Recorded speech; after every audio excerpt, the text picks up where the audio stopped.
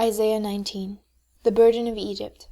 Behold, the Lord rideth upon a swift cloud, and shall come into Egypt, and the idols of Egypt shall be moved at his presence, and the earth of Egypt shall melt in the midst of it. And I will set the Egyptians against the Egyptians, and they shall fight every one against his brother, and every one against his neighbour, city against city, and kingdom against kingdom. And the spirit of Egypt shall fail in the midst thereof, and I will destroy the counsel thereof. And they shall seek to the idols, and to the charmers, and to them that have familiar spirits, and to the wizards. And the Egyptians will I give over into the land of a cruel lord, and a fierce king shall rule over them, saith the Lord of hosts. And the waters shall fail from the sea, and the rivers shall be wasted and dried up. And they shall turn the rivers far away, and the brooks of defence shall be emptied and dried up. The reeds and flags shall wither. The paper reeds by the mouth of the brooks, and everything sown by the brooks, shall wither, be driven away, and be no more. The fishers also shall mourn, and all they that cast angle into the brooks shall lament, and they that spread nets upon the waters shall languish. Moreover they shall work in fine flax, and they that weave networks shall be confounded, and they shall be broken in the purposes thereof, all that make sluices and ponds for fish. Surely the prince of Zoan are fools. The counsel of the wise counselors of Pharaoh is become brutish. How say ye unto Pharaoh, I am the son of the wise, the son of ancient kings? Where are they? Where are thy wise men?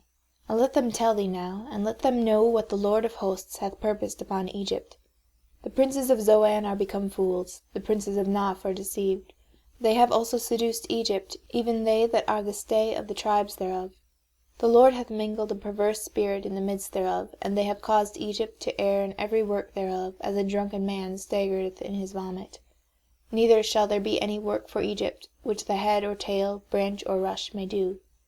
In that day shall Egypt be like unto women, and it shall be afraid and fear because of the shaking of the hand of the Lord of hosts, which he shaketh over it.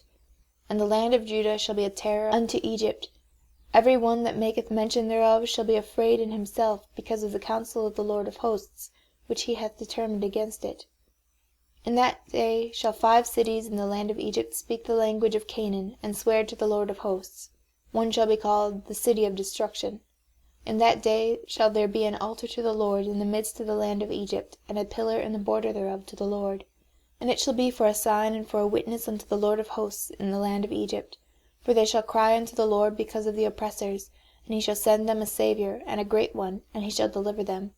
And the Lord shall be known to Egypt, and the Egyptians shall know the Lord in that day, and shall do sacrifice and oblation, yea, they shall vow a vow unto the Lord, and perform it. And the Lord shall smite Egypt, he shall smite and heal it, and they shall return even to the Lord, and he shall be entreated of them, and shall heal them. In that day shall there be a highway out of Egypt to Assyria, and the Assyrian shall come into Egypt, and the Egyptian into Assyria, and the Egyptians shall serve with the Assyrians.